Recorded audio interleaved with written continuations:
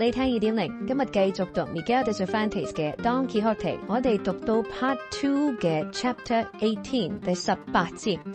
Of what happened Don Quixote in the castle or house of the Knight of the Green Gaban, together with other matters out of the common。 睇個 title 知道啦， Don Quixote 會進入 Green Gaban 嘅屋企嗰度啦。咁上一回講到 Don Quixote 好威啦，將自己證明做獅子騎士，因為咧佢嘅成功就令到兩隻獅子畏縮不前啊，唔敢面對佢啊，留喺佢嘅籠路入面。而 Don Quixote 咧亦都受到路過新識嘅朋友 Don Diego 嘅邀請，就去佢屋企。好，我哋睇下呢一節 Don Quixote 去咗 Don Diego 屋企咧會發生啲咩事。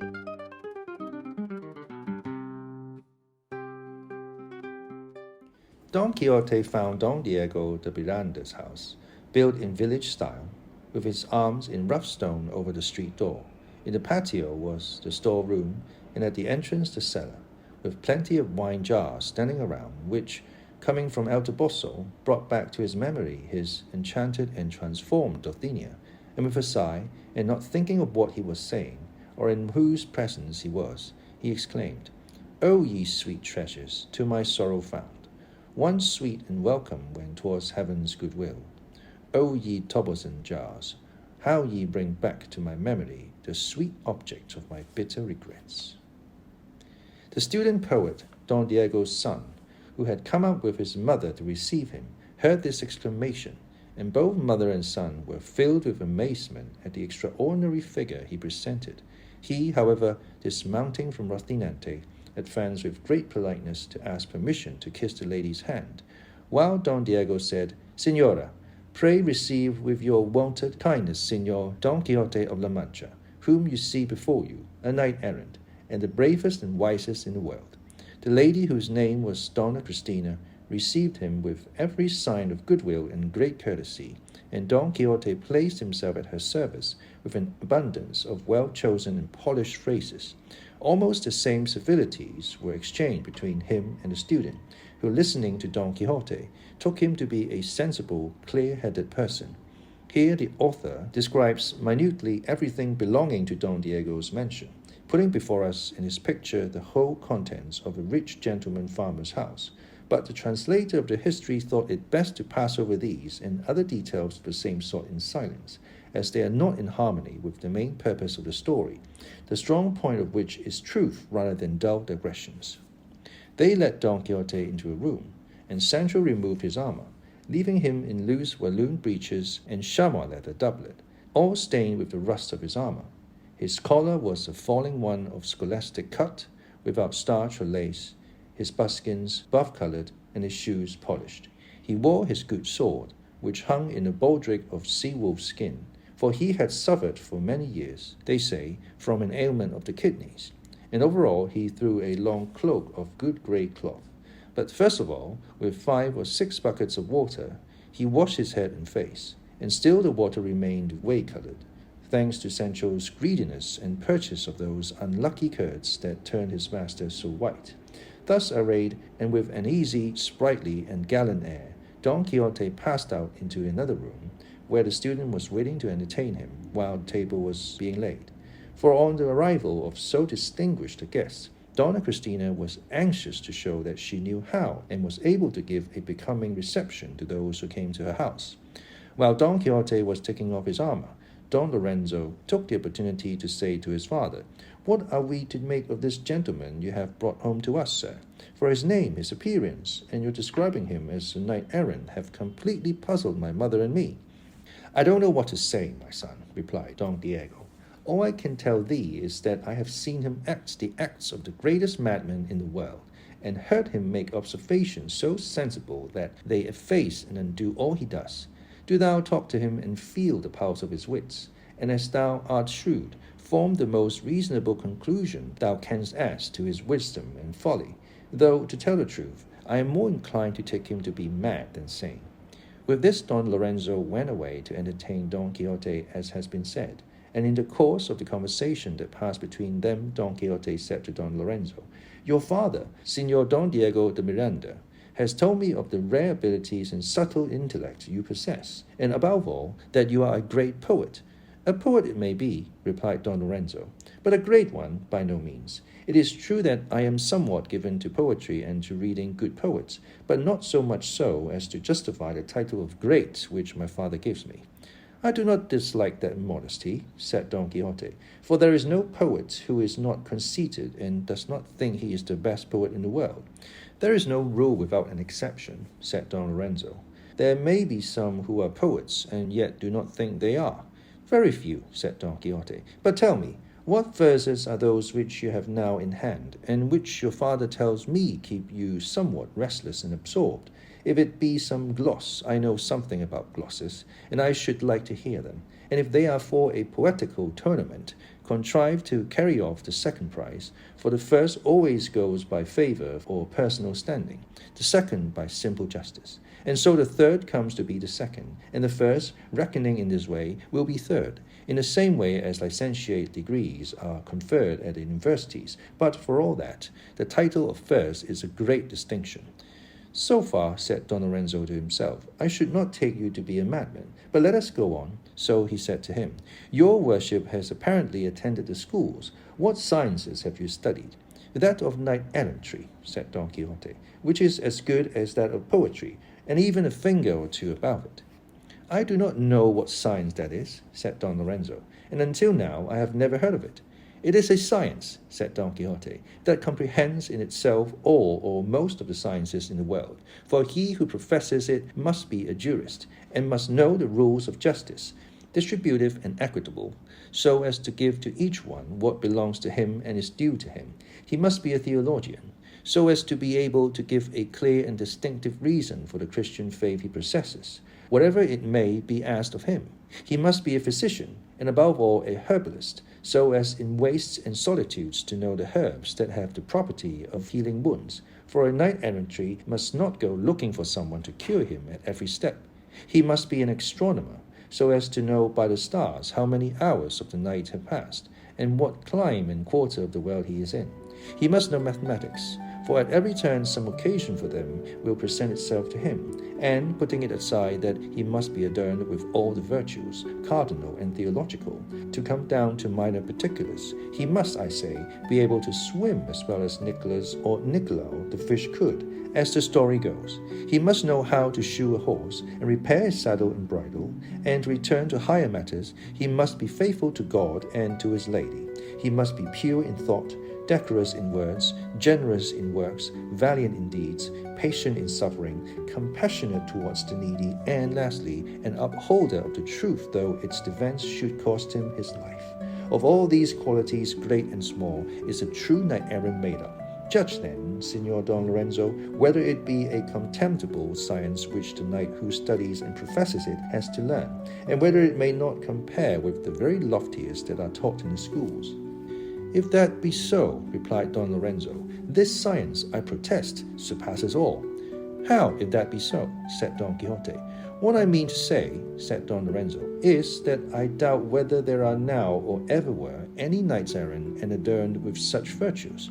Many a time, replied Don Quixote, have I said what I now say once more, that the majority of the world are of opinion that there never were any knights-errant in it, and as it is my opinion that unless heaven by some miracle brings home to them the truth that they were and are, all the pains one takes will be in vain. I will not now stop to disabuse you of the error you share with the multitude. All I shall do is to pray to heaven to deliver you from it, and show you how beneficial and necessary knights-errant were in days of yore, and how useful they would be in these days were they put in vogue. But now, for the sins of the people, sloth and indolence, gluttony and luxury are triumphant. Our guest has broken out on our hands, said Don Lorenzo to himself at this point. But for all that, he is a glorious madman, and I should be a dull blockhead to doubt him. Here, being summoned to dinner, they brought their colloquy to a close. Don Diego asked his son what he had been able to make out as to the wits of their guest, to which he replied, all the doctors and clever scribes in the world will not make sense of the scroll of his madness. He is a madman full of streaks, full of lucid intervals. They went in to dinner, and the repast was such as Don Diego said on the road he was in the habit of giving to his guests, neat, plentiful, and tasty. But what pleased Don Quixote most was the marvelous silence that reigned throughout the house, for it was like a Carthusian monastery. When the cloth had been removed, grace said, and their hands washed, Don Quixote earnestly pressed Don Lorenzo to repeat to him his verses for the poetical tournament, to which he replied, not to be like those poets who, when they are asked to recite their verses, refuse, and when they are not asked for them, vomit them up. I will repeat my gloss, for which I do not expect any prize, having composed it merely as an exercise of ingenuity.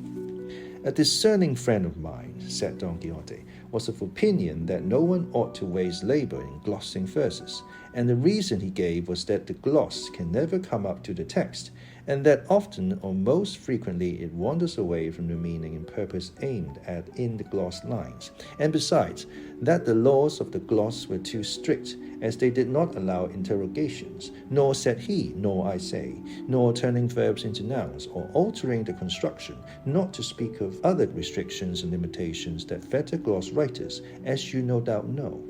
Verily, Signor Don Quixote, said Don Lorenzo, I wish I could catch your worship tripping at a stretch, but I cannot, for yours slipped through my fingers like an eel. I don't understand what you say, or mean by slipping, said Don Quixote. I will explain myself another time, said Don Lorenzo. For the present pray attend to the gloss verses and the gloss, which run thus. Could was become and is for me, then would I ask no more than this. Or could for me the time that is become the time that is to be. Gloss.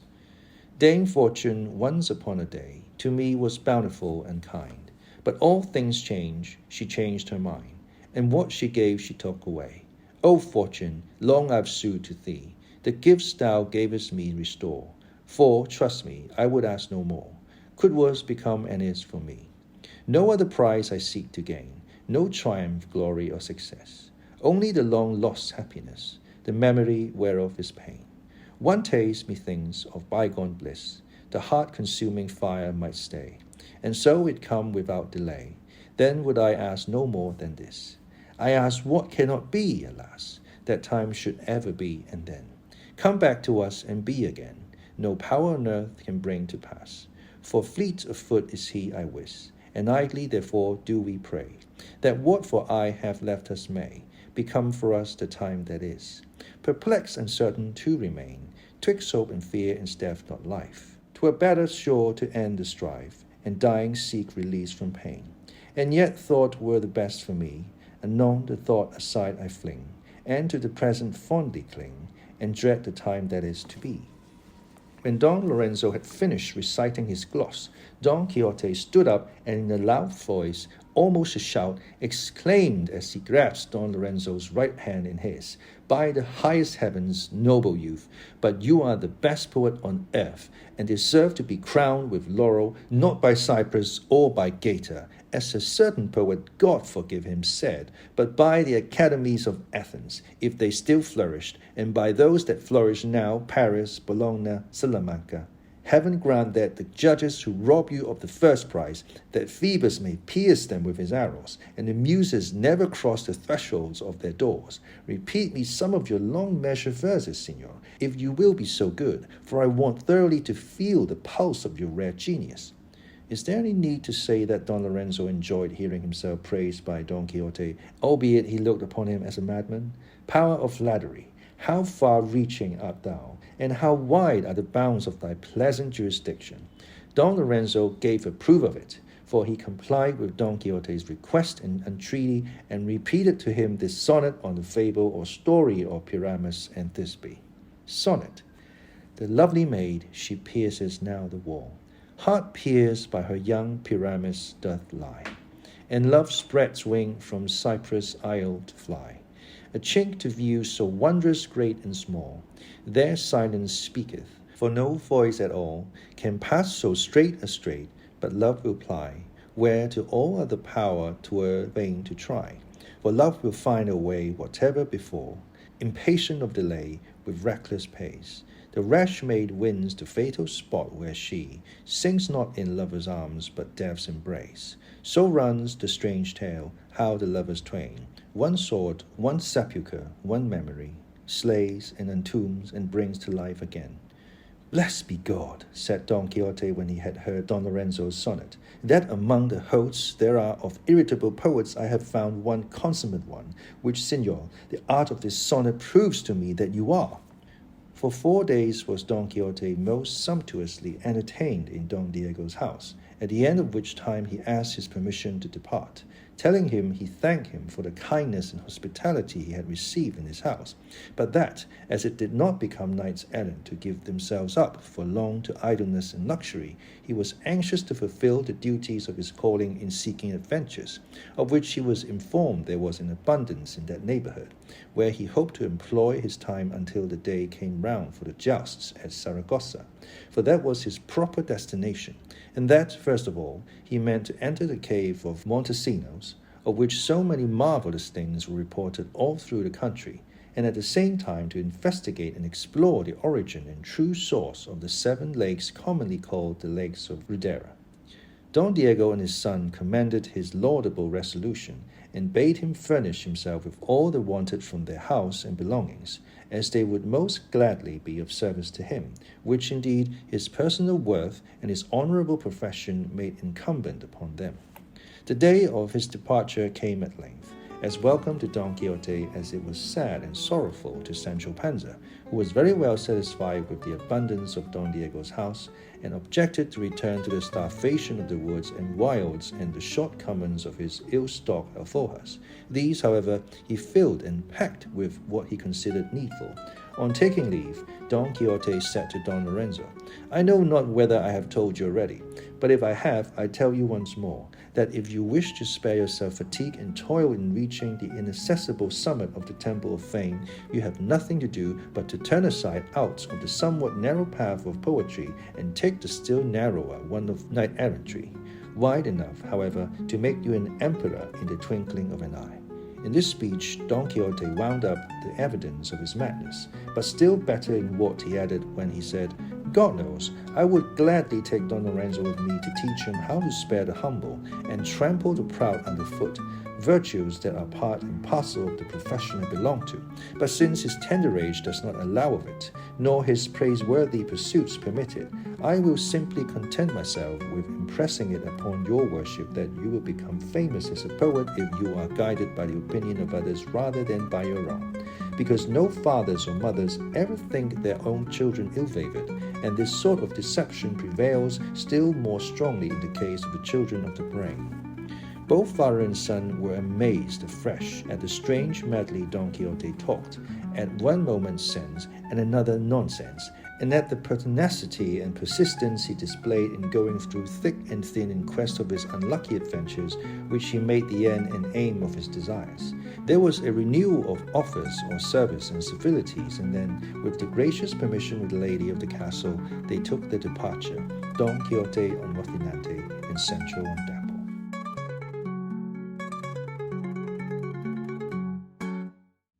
好，呢一節讀到嚟呢一度，我覺得比較可以用溫馨嚟形容呢一節，好濃厚嘅浪漫主義喺度。點解咧？因為當Quixote入到去當地一個屋企咧，見到佢嘅兒子 Lorenzo 啦，同埋佢太太，咁佢都係受到盛情嘅招待嘅，着飽食暖，有個家嘅感覺。其次咧就係當Quixote冇停止去宣揚佢嘅騎士精神。佢咧有同 Don Lorenzo 講啊，無論你係讀邊科咧，我所修讀嘅咧就係一個糅合嘅科學，係一門學術嚟嘅。你就解釋俾佢聽，作為一個騎士，餐風飲露嘅時候，佢所需要嘅各科嘅知識，集萬千學術於一身咁樣嘅一回事。Don Lorenzo 當然係覺得難以置信，咁佢亦都有同爸爸透露，佢都認為佢係瘋癲嘅。不過咧，有時候咧，佢又好似好有邏輯咁。佢都係有少少混亂，咁但係再之後，當Quixote咧就一而再再而三就要求 Lorenzo 朗讀佢嘅詩歌出嚟，因為佢好想知道佢嘅詩歌去到咩程度，同埋咧佢亦都尊重 Lorenzo 作為一個詩人呢個選擇，佢好想知道佢嘅天賦係咪真係有咧。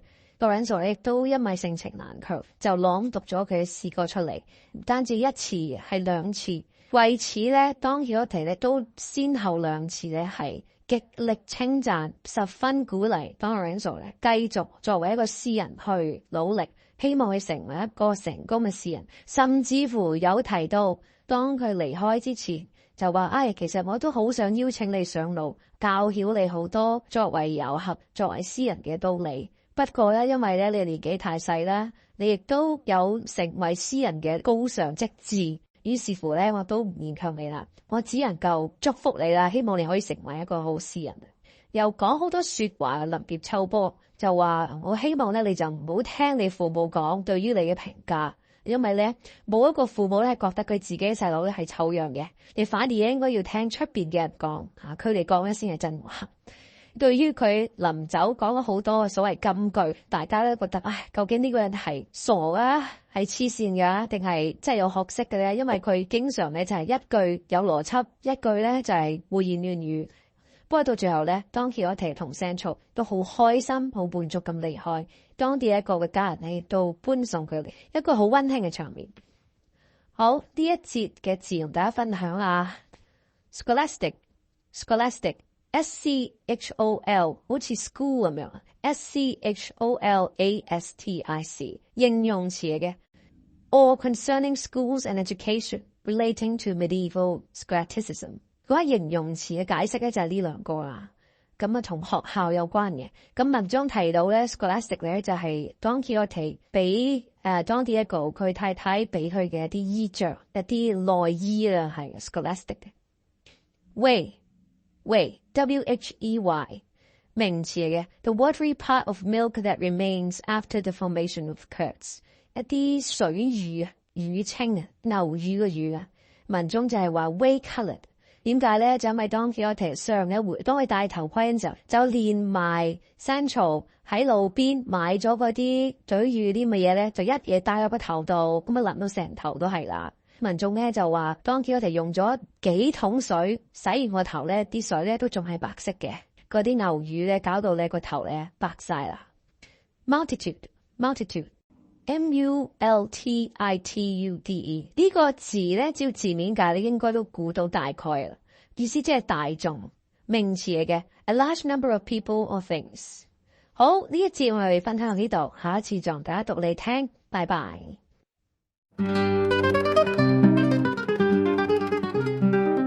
大家好，讀你聽2.0，今日繼續讀 Miguel de Cervantes 嘅 Don Quixote， 讀到 Part 2嘅第19節。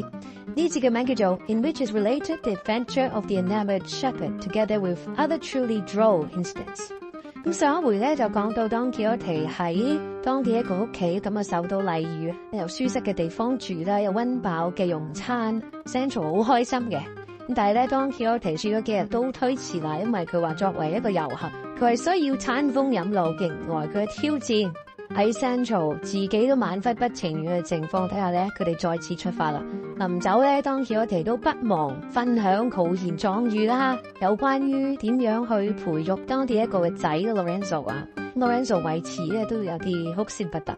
好，我哋睇下佢哋繼續上路發生啲咩滑稽嘅事啊。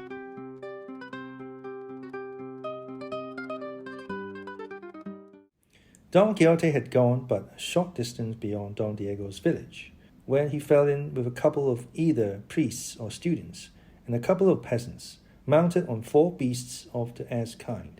One of the students carried, wrapped up in a piece of green buckram by way of a portmanteau, what seemed to be a little linen and a couple of pairs of ribbed stockings. The other carried nothing but a pair of new fencing foils with buttons.The peasants carried divers articles that showed they were on their way from some large town where they had bought them, and were taking them home to the village. And both students and peasants were struck with the same amazement that everybody felt who saw Don Quixote for the first time, and were dying to know who this man, so different from ordinary men, could be. Don Quixote saluted them, and after ascertaining that their road was the same as his, made them an offer of his company, and begged them to slacken their pace, as their young asses travelled faster than his horse. And then, to gratify them, he told them in a few words who he was, and the calling and profession he followed, which was that of a knight-errant, seeking adventures in all parts of the world. he informed them that his own name was Don Quixote of La Mancha, and that he was called, by way of surname, the Knight of the Lions. All this was Greek and gibberish to the peasants, but not so to the students, who very soon perceived the crack in Don Quixote's pate. For all that, however, they regarded him with admiration and respect, and one of them said to him, "If you, Sir Knight, have no fixed road, as it is the way with those who seek adventures not to have any, let your worship come with us. You will see one of the finest and richest weddings that up to this day have ever been celebrated in La Mancha, or for many a league round." Don Quixote asked him if it was some princess, that he spoke of it in this way. "Not at all," said the student. "It is the wedding of a farmer and a farmer's daughter, he the richest in all this country, and she the fairest mortal ever set eyes on. The display with which it is to be attended will be something rare and out of the common, for it will be celebrated in a meadow adjoining the town of the bride, who is called par excellence Quiteria the fair, as the bridegroom is called Camacho the rich. She is 18, and he 22, and they are fairly matched, though some knowing ones, who have all the pedigrees in the world by heart, will have it that the family of the fair Quiteria is better than Camacho's. But no one minds that nowadays, for wealth can solder a great many flaws. At any rate, Camacho is free-handed, and it is his fancy to screen the whole meadow with boughs and cover it in overhead, so that the son will have hard work if he tries to get in to reach the grass that covers the soil. He has provided dances too, not only sword but also bell dances, for in his own town there are those who ring the changes and jingle the bells to perfection. Of shoe dancers I say nothing, for of them he has engaged a host, but none of these things, nor of the many others I have omitted to mention, will do more to make this a memorable wedding than the part which I suspect the despairing Basilio will play in it. This Basilio is a youth of the same village of Quiteria, and he lived in the house next door to that of her parents, of which circumstance love took advantage to reproduce to the word the long-forgotten loves of Pyramus and Thisbe. For Basilio loved Quiteria from his earliest years, and she responded to his passion with countless modest proofs of affection, so that the loves of the two children, Basilio and Quiteria, were the talk and amusement of the town. As they grew up, the father of Quiteria made up his mind to refuse Basilio his wonted freedom of access to the house, and to relieve himself of constant doubts and suspicions, he arranged a match for his daughter with the rich Camacho, as he did not approve of marrying her to Basilio, who had not so large a share of the gifts of fortune as of nature. For if the truth be told ungrudgingly, he is the most agile youth we know, the mighty thrower of the bar, a first-rate wrestler, and a great ball player. He runs like a deer, and leaps better than a goat, bowls over the 9 pins as if by magic, sings like a lark, plays the guitar so as to make it speak, and above all, handles a sword as well as the best. For that excellence alone, said Don Quixote at this, the youth deserves to marry, not merely the fair Quiteria, but Queen Guinevere herself, were she alive now, in spite of Lancelot and all who would try to prevent it. Say that to my wife, said Sancho, who had until now listened in silence, for she won't hear of anything but each one marrying his equal, holding with the proverb each ewe to her like. What I would like is that this good Basilio should marry this lady Quiteria, and a blessing and good luck. I meant to say the opposite, on people who would prevent those who love one another from marrying. If all those who loved one another were to marry, said Don Quixote, it would deprive parents the right to choose, and marry their children to the proper person and at the proper time.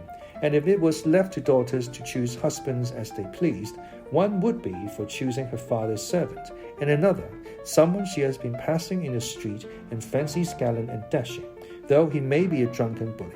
For love and fancy easily blind the eyes of the judgment. So much wanted in choosing one's way of life, and a matrimonial choice is very liable to error, and it needs great caution and the special favor of heaven to make it a good one.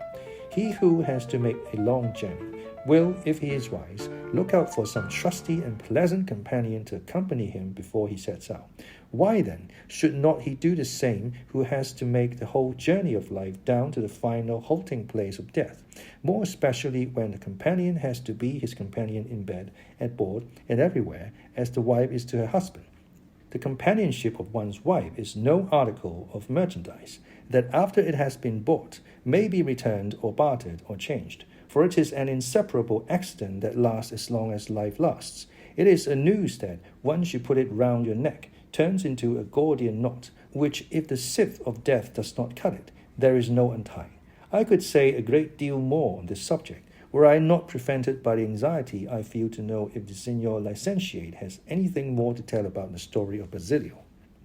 To this the student bachelor, or, as Don Quixote called him, Licentiate, replied, I have nothing whatever to say further, but that from the moment Basilio learned that the fair Quiteria was to be married to Camacho the Rich, he has never been seen to smile, or heard to utter rational word, and he always goes about moody and dejected, talking to himself in a way that shows plainly he is out of his senses. He eats little and sleeps little, and all he eats is fruit. And when he sleeps, if he sleeps at all, it is in the field on the hard earth like a brute beast. Sometimes he gazes at the sky, at other times he fixes his eyes on the earth in such an abstracted way that he might be taken for a cloth statue, with its drapery stirred by the wind. In short, he shows such signs of a heart crushed by suffering, that all we who know him believe that when tomorrow the fair Quiteria says yes, it will be his sentence of death.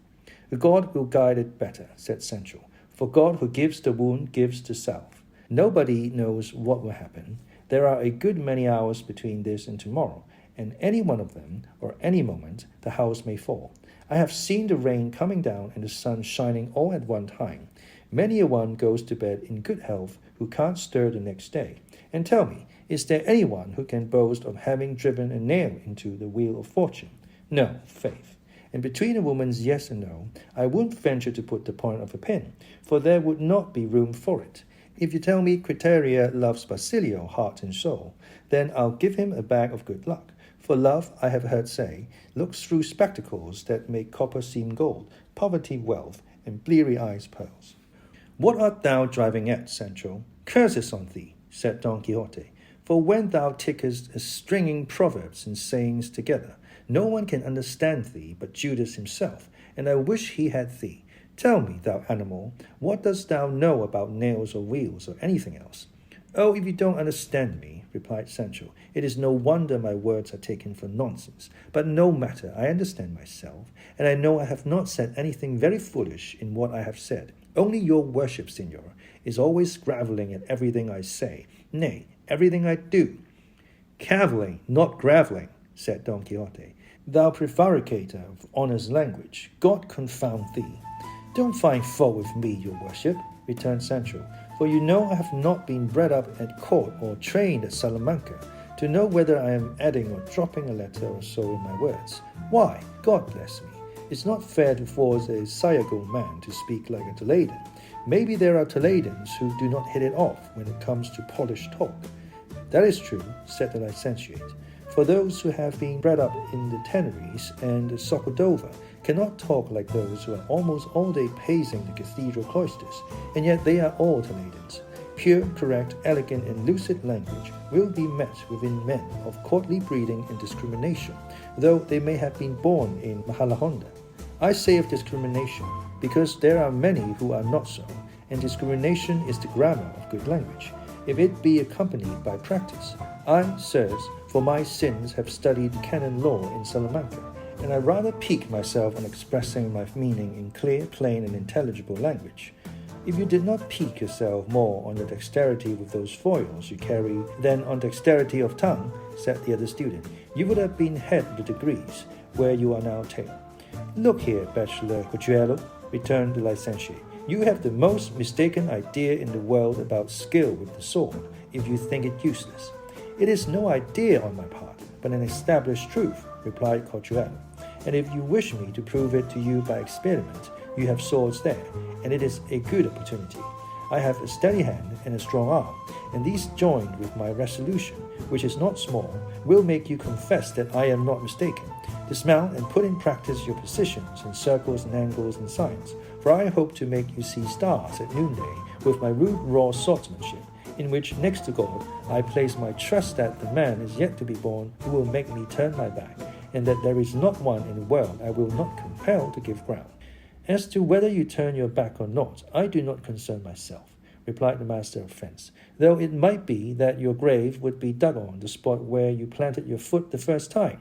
I mean that you would be stretched dead there for despising skill with the sword. We shall soon see, replied Corchuelo, and getting off his ass briskly, he drew out furiously one of the swords Licentiate carried on his beast. It must not be that way, said Don Quixote at this point. I will be the director of this fencing match, and judge of this often disputed question. And dismounting from Rocinante and grasping his lance, he planted himself in the middle of the road, just as the licentiate, with an easy, graceful bearing and step, advanced towards Corchuelo, who came on against him, darting fire from his eyes, as the saying is. The other two of the company, the peasants, without dismounting from their asses, served as spectators of the mortal tragedy. The cuts, thrusts, downstrokes, backstrokes, and doubles that Corchuelo delivered were past counting, and came thicker than hops or hail. He attacked like an angry lion, but he was met by a tap on the mouth from the button of the licentiate's sword that checked him in the midst of his furious onset, and made him kiss it as if it were a relic, though not as devoutly as relics are and ought to be kissed.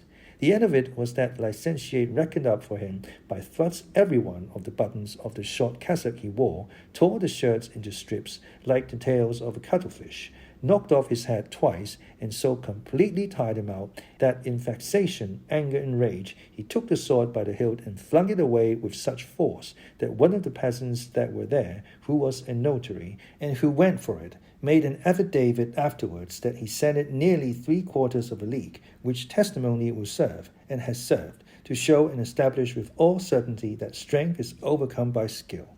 Corchuelo sat down wearied, and Sancho approaching him said, By my faith, Signor Bachelor, if your worship takes my advice, you will never challenge anyone to fence again, only to wrestle and throw the bar, for you have the youth and strength for that.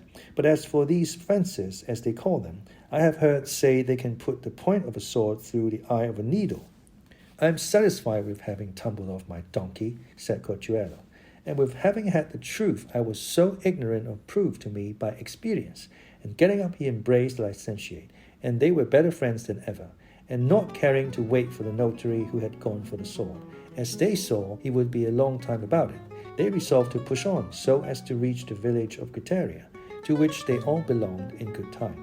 During the remainder of the journey, the licentiate held forth to them on the excellence of the sword, with such conclusive arguments and such figures and mathematical proofs that all were convinced of the value of the science, and Corchuelo cured of his dogmatism.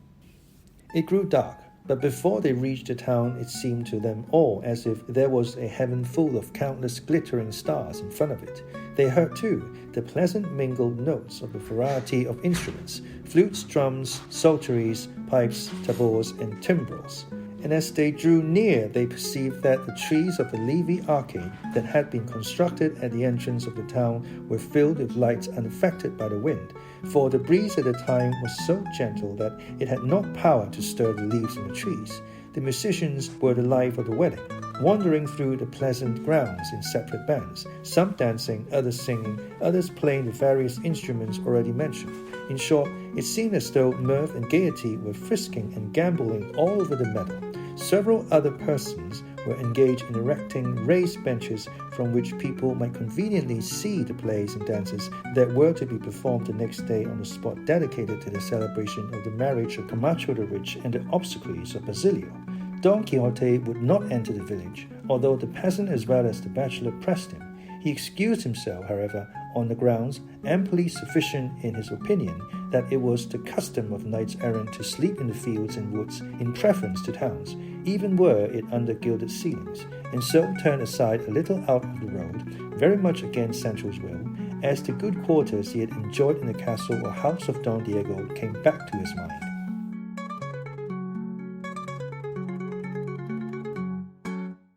好，呢一節讀到嚟呢度。咁呢一節二人上路，遇到兩個學生同埋兩個農夫，咁佢咧就邀請 Don Quixote 參加一個婚禮觀禮。咁呢個婚禮咧係盛大嘅，婚禮入面咧就有兩個都係農夫身份嘅，唔係咩貴族，不過咧兩個都係好有錢。一個咧就叫 Camacho the Rich， 另外一個就 Quiteria the Fair。The Fair 意思即係靚。兩個係算唔算係門當戶對呢？都總算下。咁但係咧，故事有小插曲，就係呢 Quiteria 細個嗰陣時候咧，有一個青梅竹馬，佢係叫 Basilio。呢個 Basilio 咧就住喺隔離鄰居嚟嘅，咁一向咧都係表明心跡。咁但係可惜咧 Quiteria 嘅爸爸咧就唔同意佢呢個婚禮，於是乎就將 Quiteria 許婚咗俾 Camacho。咁我相信咧，佢都係有少少貪圖 Camacho 嘅財富。雖然 Camacho 嘅財富咧，傳聞其實都唔夠 Quiteria 屋企咁有錢，都算係有錢人。咁 Basilio 為此咧，就當然係好唔開心啦，即係終日就茶飯不思，從此咧就冇再展現笑容。Sancho 聽到呢個古仔咧，就好同情 Basilio， 就話佢應該去追求 Quiteria 都做得唔啱。但係咧，當 Quixote 就唔同意，就叫佢收聲。二人呢就進入村莊，就準備參加婚禮。呢個時候咧，天色咧亦都漸黑。當 Quixote 咧就拒絕進入村入面，進入去屋入面去歇息。咁 Sancho 為此好失望啦，因為啱啱喺當地一個屋企咁開心咁舒適，但係而家咧似乎又要餐風飲露啦。好，我哋睇下呢一節有啲咩字同大家分享。Bleary B-L-E-A-R-Y 形容詞嚟嘅，形容對眼嘅。Looking or feeling dull or unfocused from sleep or tiredness。中文就有一個100% 嘅翻譯就係睡眼惺忪。Prevaricator 呢個字就好少見。Prevaricator Prevaricator 名詞嚟嘅。A person who speaks so as to avoid the precise truth。Quibbler 我以為係狡辯啦，迴避真相，說謊者。Pique Pique 名詞嚟嘅。A feeling of irritation or resentment resulting from a slight, especially to one's pride。受到言語上嘅攻擊，咁咧自尊心受損，而不語 pique 同自尊心有關係嘅。好，呢一節讀到呢度，下一次仲大家讀你聽，拜拜。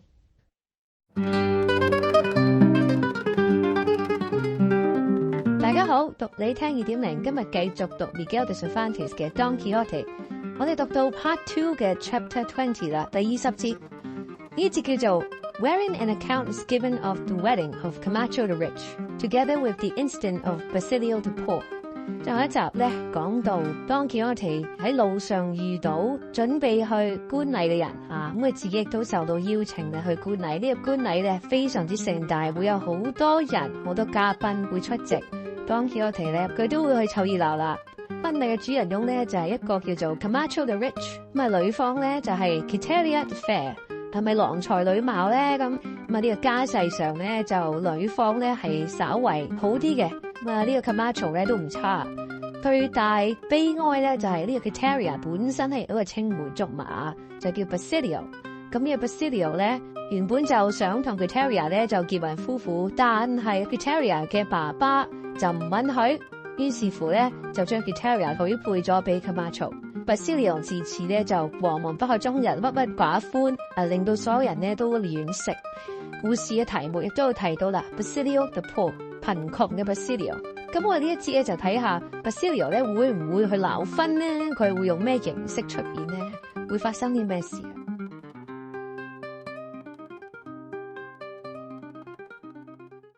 ？Scarce had the fair Aurora given bright Phoebus time to dry the liquid pearls upon her golden locks with the heat of his fervent rays, when Don Quixote, shaking off sloth from his limbs, sprang to his feet and called to his squire Sancho, who was still snoring, seeing which Don Quixote he roused him thus, addressed him, Happy thou, above all the dwellers on the face of the earth, that, without envying or being envied, sleepest with tranquil mind, and that neither enchanters persecute nor enchantments affright.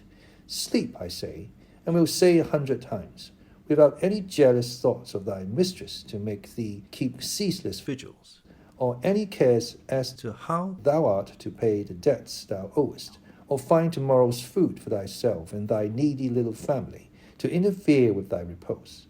Ambition breaks not thy rest, nor doth this world's empty pomp disturb thee. For the utmost reach of thy anxiety is to provide for thy ass, since upon my shoulders thou hast laid the support of thyself, the counterpoise and burden that nature and custom have imposed upon masters. The servant sleeps, and the master lies awake thinking how he is to feed him, advance him, and reward him. the distress of seeing the sky turn brazen, and withhold its needful moisture from the earth, is not felt by the servant but by the master, who in time of scarcity and famine must support him who has served him in times of plenty and abundance. To all this Sancho made no reply, because he was asleep, nor would he have waken up so soon as he did had not Don Quixote brought him to his senses with the butt of his lance. He awoke at last, drowsy and lazy, and casting his eyes about in every direction, observed, "There comes, if I don't mistake, from the quarter of that arcade a steam and a smell a great deal more like fried rashers than galingale or thyme. A wedding that begins with smells like that, by my faith, ought to be plentiful and unstinting." "Have done, thou glutton," said Don Quixote. "Come, let us go and witness this bridal, and see what the rejected Basilio does." "Let him do what he likes," returned Sancho. "Be he not poor, he would marry Quiteria, to make a grand match for himself, and he without a farthing. Is there nothing else? Faith, señor, it's my opinion the poor man should be content with what he get, and not go looking for dainties in the bottom of the sea. I will bet my arm that Camacho could bury Basilio in reels, and if that be so, as no doubt it is, what a fool Quiteria would be to refuse the fine dresses and jewels Camacho must have given her and will give her, and take Basilio's spar-throwing and sword-play. They won't give a pint of wine at a tavern for a good cast of far or a neat thrust of a sword. Talents and accomplishments that can't be turned into money. Let Count Derlos have them. But when such gifts fall to one that has hard cash, I wish my condition of life was as becoming as they are. On a good foundation you can raise a good building, and the best foundation in the world is money." "For God's sake, Sancho," said Don Quixote here, "stop that harangue. It is my belief, if thou wert allowed to continue all thou beginnest every instant, thou wouldst have no time left for eating or sleeping, for thou wouldst spend it all in talking." "If your worship had a good memory," replied Sancho, "you would remember the articles of our agreement before we started from home this last time. One of them was that I was to be let say all I liked, so long as it was not against my neighbor or your worship's authority, and so far, it seems to me, I have not broken the said article." "I remember no such article, Sancho," said Don Quixote, "and even if it were so, I desire you to hold your tongue and come along, for the instruments we heard last night are already beginning to enliven the valleys again, and no doubt the marriage will take place in the cool of the morning, and not in the heat of the afternoon." Sancho did as his master bade him, and putting the saddle on Rocinante and the pack saddle on Dapple, they both mounted and at a leisurely pace entered the arcade. The first thing that presented itself to Sancho's eyes was a whole ox spitted on a whole elm tree, and in the fire at which it was to be roasted there was burning a middling-sized mountain of faggots, and 6 stew-pots that stood round the blaze had not been made in the ordinary mould of common pots, for they were 6 half wine jars, each fit to hold the contents of a slaughter-house. They swallowed up whole sheep and hid them away in their insides without showing any more sign of them than if they were pigeons. Countless were the hares, ready-skinned and plucked fowls that hung on the trees for burial in the pots. Numberless the wild fowl and game of various sorts suspended from the branches that the air might keep them cool.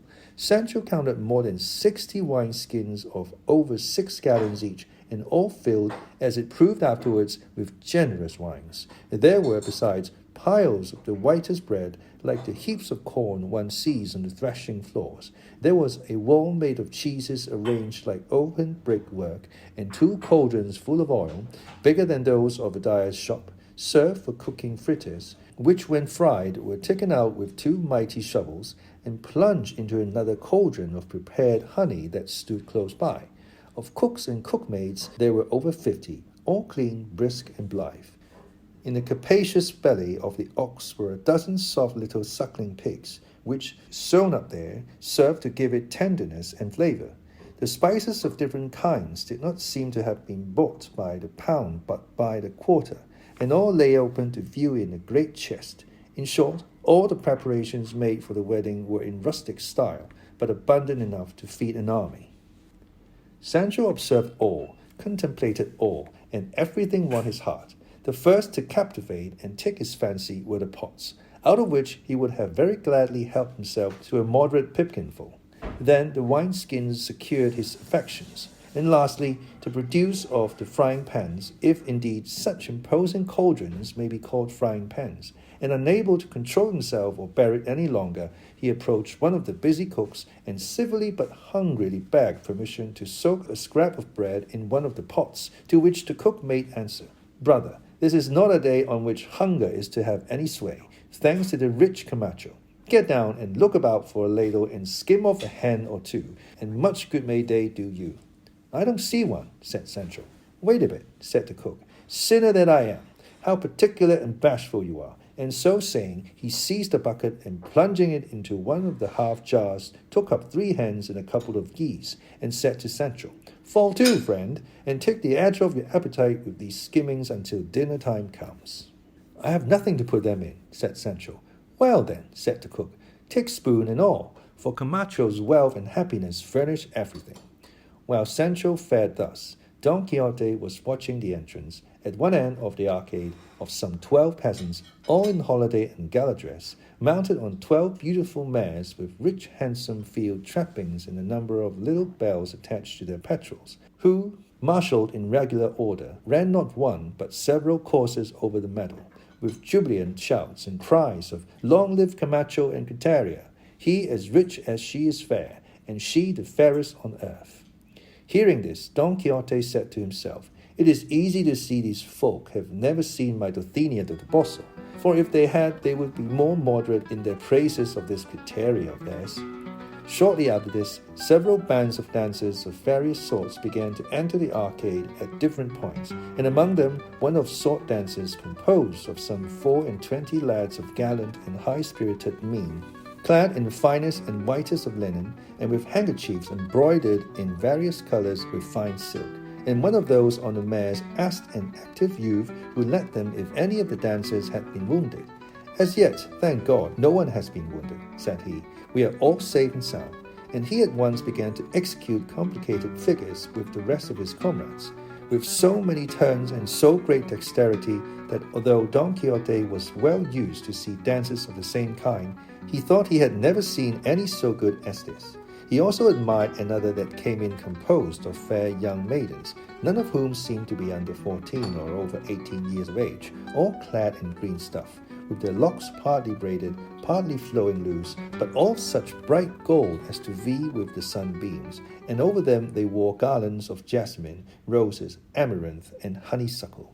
At their head were a venerable old man and an ancient dame, more brisk and active, however, than might have been expected from their years. The notes of a Zamora bagpipe accompanied them, and with modesty in their countenances and in their eyes, and lightness in their feet, they looked the best dancers in the world. Following these, there came an artistic dance of the sort they call speaking dances. It was composed of 8 nymphs in 2 files, with the god Cupid leading one and Interest the other, the former furnished with wings, bow, quiver, and arrows, the latter in a rich dress of gold and silk of divers colors. The nymphs that followed Love bore their names written on white parchment in large letters on their backs. Poetry was the name of the first, Wit of the second, Birth of the third, and Valor of the fourth. Those that followed Interest were distinguished in the same way. The first announced liberality, that of the second largesse, the third treasure, and the fourth peaceful possession. In front of them all came a wooden castle drawn by 4 wild men, all clad in ivy and hemp-stained green, and looking so natural that they nearly terrified Sancho. On the front of the castle, and on each of the 4 sides of its frame, it bore the inscription, Castle of Caution. 4 skillful tabor and flute players accompanied them, and the dance having been opened, Cupid, after executing 2 figures, raised his eyes and bent his bow against a damsel who stood between the turrets of the castle, and thus addressed her. "I am the mighty god whose sway is potent over land and sea. The heavens above us own me, nay, the shades below acknowledge me. I know not fear, I have my will, whatever my whim or fancy be. For me there's no impossible. I order, bind, forbid, set free." Having concluded the stanza, he discharged an arrow at the top of the castle and went back to his place. Interest then came forward and went through 2 more figures, and as soon as the tabor ceased, he said, "But mightier than love am I, though love it be that leads me on. Than mine no lineage is more high, or older underneath the sun. To use me rightly few know how, to act without me fewer still. For I am interest, and I vow, for evermore to do thy will." Interest retired, and poetry came forward, and when she had gone through her figures like the others, fixing her eyes on the damsel of the castle, she said, "With many a fanciful conceit, fair lady, winsome posy, her soul an offering at thy feet, presents in sonnets unto thee. If thou my homage will not scorn, thy fortune, watched by envious eyes, on wings of posy upborne, shall be exalted to the skies." Poetry withdrew, and on the side of interest liberality advanced, and after having gone through her figures, said, "To give, while shunning each extreme, the sparing hand the over-free, therein consists, so wise men deem, the virtue liberality. But thee, fair lady, to enrich, myself a prodigal I'll prove, a vice not wholly shameful, which may find its fair excuse in love." In the same manner, all the characters of the 2 bands advanced and retired, and each executed its figures, and delivered its verses, some of them graceful, some burlesque. But Don Quixote's memory only carried away those that have been just quoted. All then mingled together, forming chains and breaking off again with graceful, unconstrained gaiety. And whenever love passed in front of the castle, he shot his arrows up at it, while interest broke gilded pallets against it. At length, after they had danced a good while, interest drew out a great purse, made of the skin of a large bridled cat, and to all appearance full of money, and flung it at the castle, and with the force of the blow the boards fell asunder and tumbled down, leaving the damsel exposed and unprotected. Interest and the characters of his band advanced, and throwing a great chain of gold over her neck, pretended to take her and lead her away captive, on seeing which, Love and his supporters made as though they would release her, the whole action being to the accompaniment of the tabors and in the form of a regular dance. The wild men made peace between them, and with great dexterity readjusted and fixed the boards of the castle, and the damsel once more ensconced herself within, and with this the dance wound up, to the great enjoyment of the beholders. Don Quixote asked one of the nymphs who it was that had composed and arranged it. She replied that it was a beneficiary of the town who had a nice taste in devising things of the sort. "I will lay a wager," said Don Quixote, "that the same bachelor or beneficiary is a greater friend of Camacho's than of Basilio's, and that he is better at satire than at vespers. He has introduced the accomplishments of Basilio and the riches of Camacho very neatly into the dance." Sancho Panza, who was listening to all this, exclaimed, "The king is my cock, I stick to Camacho." "It is easy to see thou art a clown, Sancho," said Don Quixote, "and one of that sort that cry, 'Long live to the conqueror.'" "I don't know of what sort I am," returned Sancho, "but I know very well I will never get such elegant skimmings of Basilio's pots as these I have got off Camacho's." And he showed him the bucketful of geese and hens, and seizing one, began to eat with great gaiety and appetite, saying, "A fig for the accomplishments of Basilio. As much as thou hast, so much art thou worth, and as much as thou art worth, so much hast thou. As a grandmother of mine used to say, there are only 2 families in the world, the haves and the haven'ts, and she stuck to the haves. And to this day, Señor Don Quixote, people would sooner feel the pulse of have than of no. An ass covered with gold looks better than a horse with a packed saddle. So once more I say I stick to Camacho, the bountiful skimmings of whose pots are geese and hens, hares and rabbits. But of Basilio's, if any ever come to hand, or even to foot, they'll be only rinsings." "Hast thou finished thy harangue, Sancho?" said Don Quixote. "Of course I've finished it," replied Sancho, "because I see your worship takes offence at it.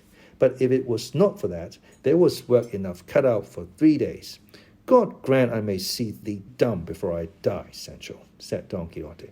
"At the rate we are going," said Sancho, "I'll be chewing clay before your worship dies, and then, maybe, I'll be so dumb that I'll not say a word until the end of the world, or at least till the day of judgment."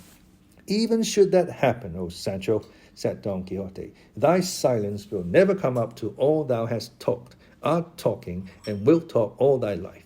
Moreover, it naturally stands to reason that my death will come before thine. So I never expect to see thee dumb, not even when thou art drinking or sleeping, and that is the utmost I can say. In good faith, Senor, replied Sancho, there's no trusting in that fleshless one, I mean death, who devours the lamb as soon as the sheep, and, as I have heard our curate say, treads with equal foot upon the lofty towers of kings and the lowly huts of the poor. That lady is more mighty than dainty. She is in no way squeamish. She devours all and is ready for all, and fills her foreheads with people of all sorts, ages, and ranks. She is no reaper that sleeps out at the noontide. At all times she is reaping and cutting down, as well the dry grass as the green. She never seems to chew, but bolts and swallows all that is put before her. For she has a canine appetite that is never satisfied, and though she has no belly, she shows she has a dropsy and is athirst to drink the lives of all that live, as one would drink a jug of cold water. Say no more, Sancho, said Don Quixote at this. Don't try to better it, and risk a fall, for in truth what thou hast said about death in thy rustic face is what a good preacher might have said. I tell thee, Sancho, if thou hast discretion equal to thy mother wit, thou mightst take a pulpit in hand, and go about the world preaching fine sermons. He preaches well who lives well, said Sancho, and I know no more theology than that. Nor needst thou, said Don Quixote, but I cannot conceive or make out how it is that, the fear of God being the beginning of wisdom, thou, who art more afraid of a lizard than of him, knowest so much. Pass judgment on your chivalry, senor, returned Sancho, and don't set yourself up to judge of other men's fears or braveries, for I am as good a fearer of God as my neighbours. But leave me to dispatch these skimmings, for all the rest is only idle talk that we shall be called to account for in the other world. And so saying, he began a fresh attack on the bucket, with such a hearty appetite that he aroused Don Quixote's, who no doubt would have helped him had he not been prevented by what must be told farther on.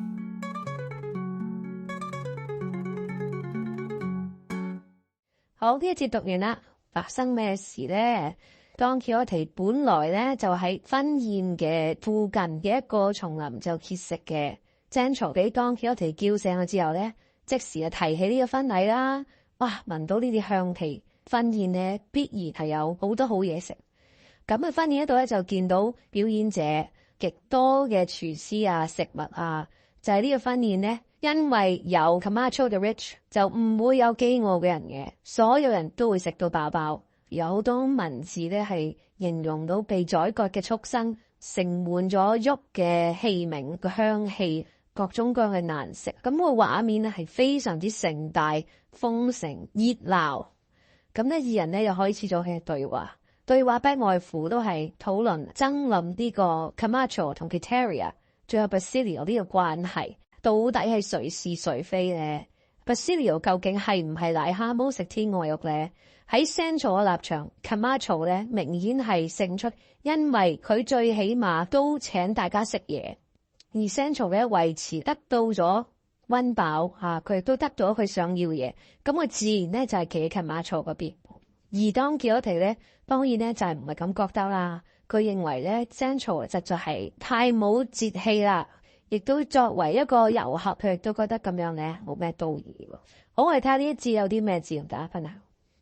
affright A-F-F-R-I-G-H-T 有動詞用法或者有名詞嘅用法，但係其實都係一樣嘅意思，即係驚恐啦、嚇親人啦，或者作為一個驚恐嘅狀態啦咁樣。counterpoise C-O-U-N-T-E-R-P-O-I-S-E 名詞嚟嘅 ，a factor of force that balances or neutralizes another 一個平衡嘅力。blithe B-L-I-T-H-E 形容詞嚟嘅 ，showing a casual and cheerful indifference considered to be callous or improper 無憂無慮 casual cheerful。好，我哋呢一節讀到呢度，下一次仲大家讀你聽，拜拜。